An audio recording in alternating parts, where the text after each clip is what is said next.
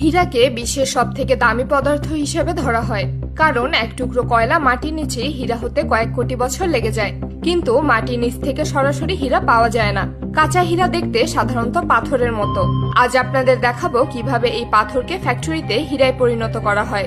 আরো দেখাবো আমেরিকা কিভাবে গোপন ফ্যাক্টরিতে কয়লা দিয়ে মাত্র 1 মাসের মধ্যে হীরা বানিয়ে ফেলছে। মূলত কোটি কোটি বছর আগে পৃথিবীর গভীরে আগ্নেয়গিরির ভেতরে প্রচন্ড চাপ আর তাপে কয়লা ধীরে ধীরে হীরায় পরিণত হয়। সেই হীরা পাওয়া যায় বিশেষ কিছু অঞ্চলে, যেমন দক্ষিণ আফ্রিকা, রাশিয়া, কানাডা, অস্ট্রেলিয়া আর ভারতের কিছু পুরনো খনি থেকে। আবার কখনো আগ্নেয়গিরির বিস্ফোরণে এই হীরা নদীর বালুতেও চলে আসে, যেখানে পানির সঙ্গে মিশে ছোট ছোট দানার মতো পড়ে থাকে।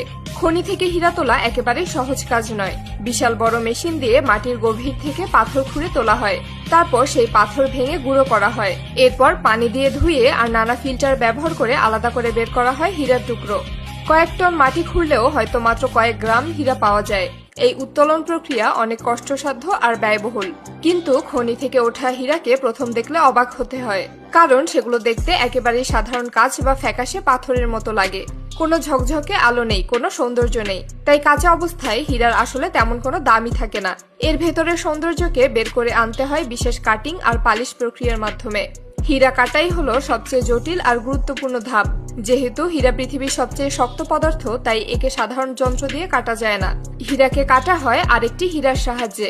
বিশেষ মেশিনে রাখা হয়, যেখানে ছোট হীরার ব্লেড বা কখনো লেজার ব্যবহার করা হয়।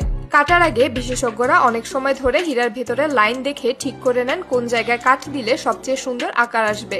যদি ভুল হয়ে যায় তবে পুরো হীরে একেবারে নষ্ট হয়ে যায়।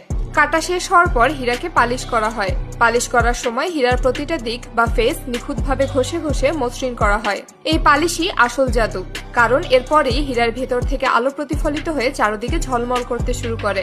তখনই সাধারণত একটা পাথর রূপ নেয় দুনিয়ার সবচেয়ে দামি রত্নে। তবে সব হীরার দাম একরকম হয় না। হীরার দাম নির্ভর করে 4টি মূল বিষয়ের উপর: কাট, কালার, ক্ল্যারিটি আর ক্যারেট। একে সংক্ষেপে বলা হয় 8CS। হীরার কাঠ যত নিখুঁত হবে, আলো তত ভালো প্রতিফলিত হবে। রং যত স্বচ্ছ বা সাদা হবে, দাম তত বেশি। ভেতরে যত কম দাগ বা ফাটল থাকবে, হীরা তত নিখুঁত হবে। আর ক্যারেট মানে ওজন, যত বড় হবে দাম ততই আকাশচুম্বী। তাই এক একটা হীরার দাম এক এক রকম। প্রাকৃতিক খনিতে পাওয়া হীরা যতই দামি আর বিরল হোক না কেন, আমেরিকা বহুদিন ধরেই গোপনে ফ্যাক্টরিতে কৃত্রিমভাবে হীরা বানাচ্ছে। ফ্যাক্টরিতে হীরা বানানোর জন্য মূলত 2 ধরনের প্রযুক্তির ব্যবহার হয়। প্রথম পদ্ধতিতে আসলে পৃথিবীর ভেতরে যেমন প্রাকৃতিক হীরা তৈরি হয়, তারই কৃত্রিম সংস্করণ তৈরি করা হয়। বিশাল প্রেসার মেশিন আর হিটার দিয়ে একসাথে প্রচন্ড চাপ আর প্রচন্ড তাপ দেওয়া হয়। একটি ছোট কয়লা টুকরা রাখা হয় মেশিনে। এরপর প্রায় 50,000